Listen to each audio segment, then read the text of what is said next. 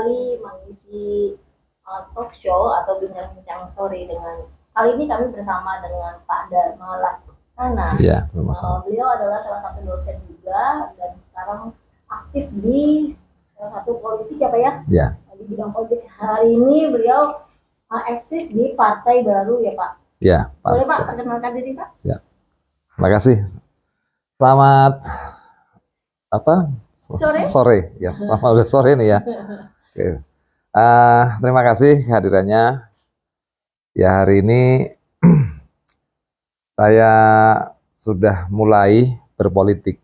Gitu. Jadi selama ini sebetulnya saya tidak terlalu respect lah dengan berpolitik, karena perpolitikan di tanah air sampai dengan detik ini tuh masih carut marut lah, sehingga lebih banyak merugikan.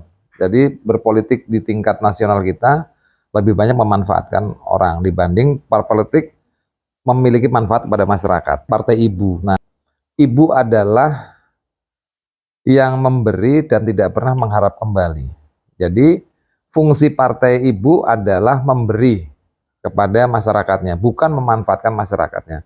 Nah, dengan platform yang seperti ini, saya mulai tertarik kemudian berpartai, dan kebetulan saya saat ini menjadi ketua bidang komunikasi dan IT di Partai Indonesia Bangkit Bersatu, Dewan Pimpinan Pusat. Saya seniman juga, kan. Terus teater, kan saya pemain teater, seniman, nyanyi, terus juga nulis, ya kan. Untuk jurnalistik juga kita terjun, bahkan saya punya beberapa media online. Terus apa lagi ya, kalau politik, organisasi saya punya lembaga informasi korupsi. Lembaga informasi korupsi dulu tahun 2014 itu banyaklah kita berkarya besar, tetapi kemudian agak kendor setelah kita melihat kenyataan bahwa korupsi di Indonesia itu sangat gampang orang dilepas dan hukumannya sangat kecil. Akhirnya kita memiliki pesimisme untuk memberantas korupsi di Indonesia. Nah, karena ormas kita sudah ikut juga, media sudah berkecimpung juga. Sekarang yang belum saya lakukan adalah politik. Ternyata memang harus masuk ke dalam sistem. Ibu ini saya tertarik adalah untuk pengembangan ekonominya sendiri ya Pak ya. Ya. Apalagi selama pandemi kemarin ekonomi Indonesia itu sangat merosot sekali. Banyak banget pengangguran, perusahaan yang bangkrut gitu.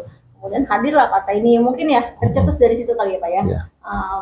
Menyikapi masalah ekonomi yang selama 2 tahun belakangan ini terpuruk. Pandemi yang ini kan bukan sebuah persoalan yang berdiri sendiri.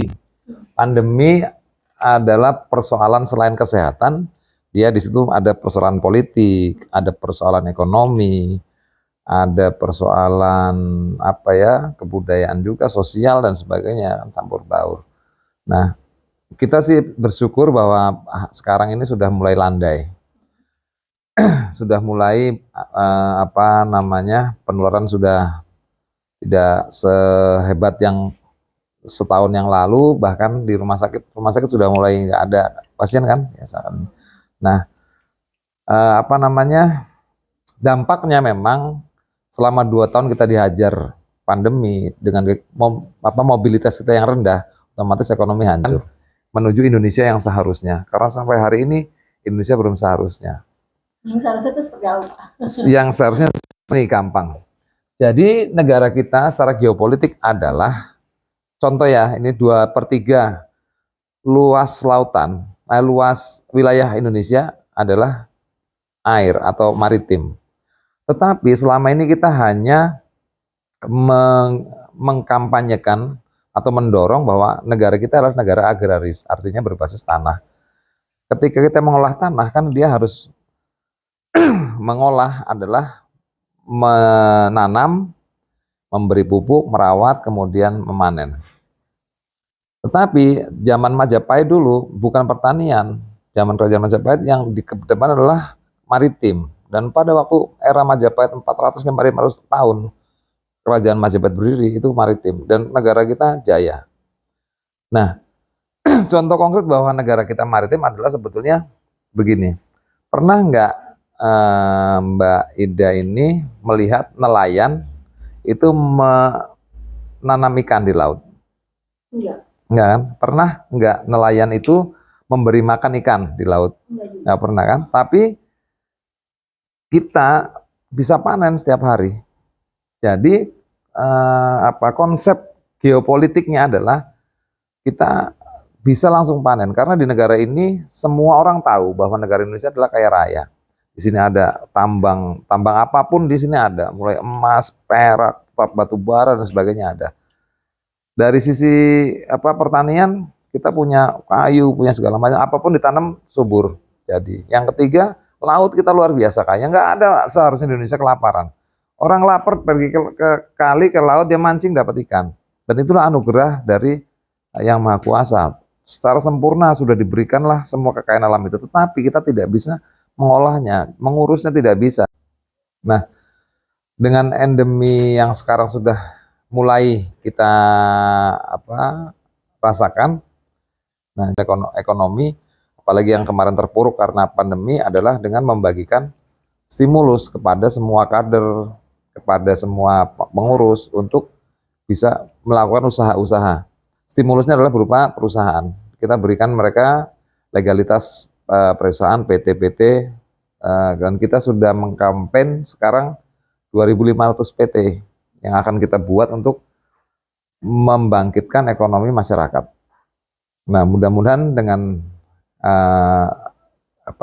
program kami membuat PT nanti akan menumbuhkan dan memulihkan kembali ekonomi yang sudah hancur karena pandemi. Jadi ada dua keuntungan, kita sudah mulai di akhir pandemi dan kita masuk kepada endemi.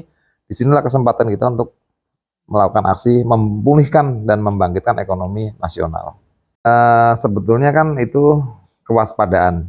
Jadi memang sih bagi saya intinya adalah statementnya WHO bagaimanapun juga mengingatkan kita bahwa tetap kita harus memiliki kewaspadaan karena penyakit ini kan nggak kelihatan. Jadi virusnya sangat kecil dan tidak kelihatan sehingga tetap kita belum terbebas secara 100% memang benar. Tetapi harus ada pelonggaran terhadap misalnya kayak mobilitas yang tinggi untuk melakukan kegiatan ekonomi, pasar sudah harus buka, itu saya rasa sudah bisa lah dilakukan. Tetapi protokol kesehatan seperti saya bilang tadi tetap waspada. Jadi intinya WHO itu mengatakan bahwa jangan euforia bahwa sudah menurun, tetapi tetap waspada dari statementnya Pak WHO itu. Jadi ketika orang habis bepergian dari manapun mereka cuci tangan. Salah satunya mencuci tangan dan menjaga kebersihan pasti harus tetap dilakukan. Artinya protokol kesehatan, mencuci tangan, menjaga kebersihan, mandi, kemudian menjaga jarak lah karena kan bagaimanapun juga persentuhan fisik ketika yang kita tidak tahu lah carrier penyakit apapun.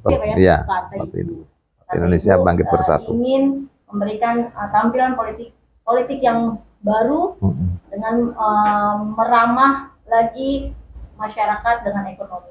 Ya. Betul, Pak? Ya. Oke, terima kasih Pak atas waktunya. Assalamualaikum warahmatullahi wabarakatuh.